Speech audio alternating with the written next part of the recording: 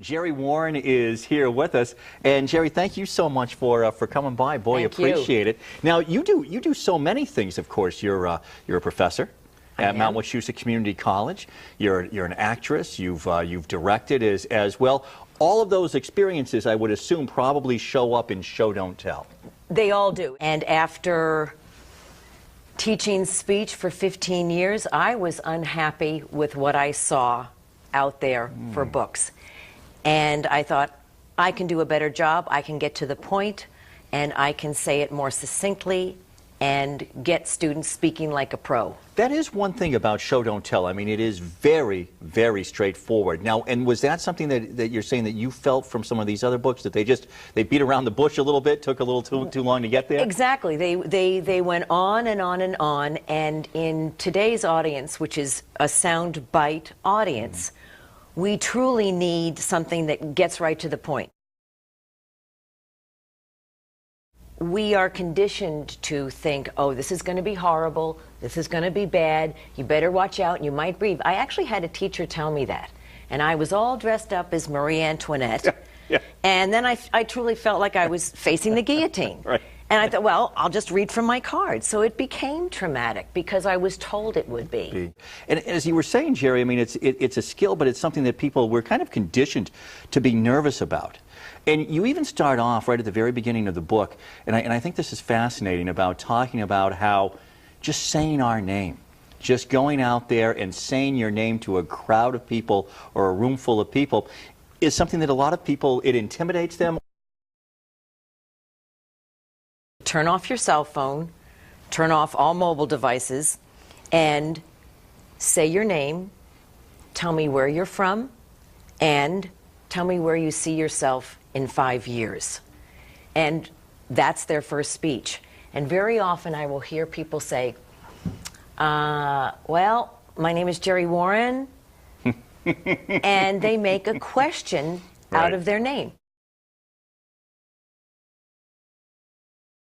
Sure, it's easy for you, but it's not going to be easy for us. I am from Hackensack, New Jersey. I talked like Snooki, hello? And unfortunately, a woman cannot talk like this in the business. For my commercials, I could not go in to an audition sounding like I had a Jersey accent. You wouldn't be taken seriously. Absolutely not. Anything that takes away from your message, be it blue hair, tongue rings, an inappropriate outfit, is going to interfere with your You're judged immediately. You're judged before you even open your mouth. You're judged if you open your mouth and that thick accent comes out. You're judged before you even speak it, so you can lose your audience before you even say a word. Yeah. You talked about how one of the reasons that made you write Show Don't Tell is that you were disappointed in the books that you were teaching from, 2 public speaking classes. What is it that you think is different? You talked about the fact that it's more concise, that you get to the point a little bit quicker. Are there some tips in here? Are there some exercises in here that you haven't seen in other books?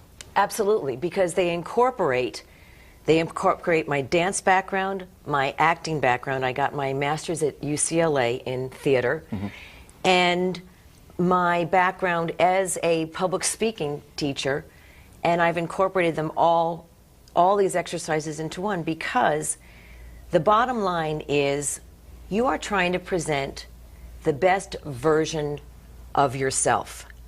And that's what I learned to do at UCLA as an actress, because that's what the producers and the directors wanted to see. And why not use the same techniques in a public speaking book? Because that's what you're doing. You are presenting the best message. You are presenting the best version of you. And I've got to think that even just by going through the book, it probably gives you that confidence. You know, I mean, it takes away some of those nerves that you're going to have, because you're going to feel prepared. And that's got to be part of it, too. We get up and we just don't feel, even if we know the subject cold, for some reason, because you're presenting it to a room full of people, you don't feel prepared. Out of our comfort zone. Exactly. As I've said, it's a process. We don't feel comfortable. I didn't feel comfortable the first time I went into a dance class. I didn't feel comfortable the first time. Well, I still don't feel comfortable when I go onto a golf course. But it takes time. It takes doing the exercises. It takes getting up in front of an audience and opening your mouth and speaking. Hey, and a little fear is probably not a bad thing to have when you stand up there. It can translate into positive energy.